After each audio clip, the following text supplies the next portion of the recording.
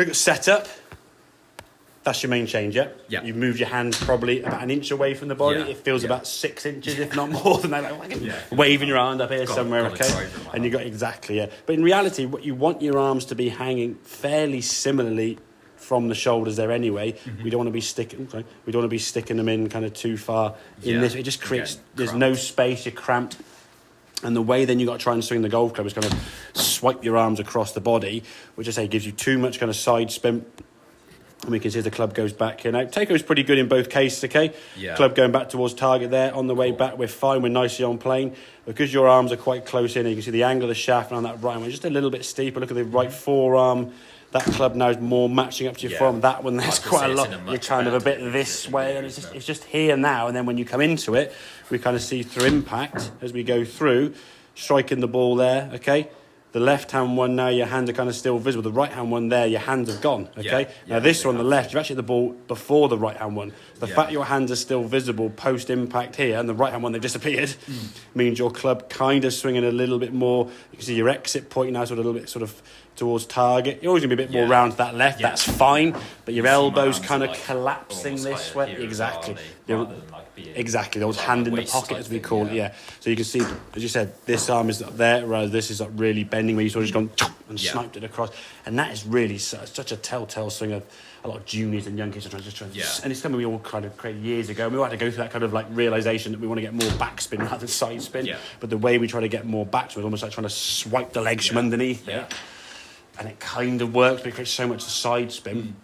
If your golf ball's going into the green, kind of moving in like that, if the ball's below your feet, or there's wind off the left, or the green is sloping in that direction, you're screwed. You've got to aim like 20 yards left from a 70-yard shot. Well, you'll be there going like, no. So this left-hand one felt to you kind of drawy, a bit more right to left. And what was a draw feeling was basically a kind of shot like that. So normal is that way at the start, okay? The feeling of starting right of your initial line does start right, but it's still left of target. And less spin, it's still less spin, but it's not as drawy as you think, okay?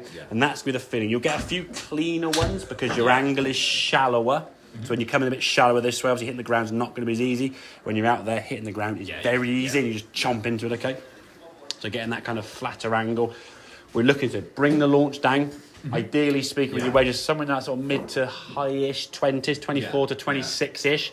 Peaking in the 30s. Sort of like half of what your loft is, I think. I can't remember exactly what it is, but I think in terms of... I was mentioning some things on TrackMan. You can find, actually, I was telling you the TrackMan data, all the tours on the average on tour, but their launch, all the details, particularly the video.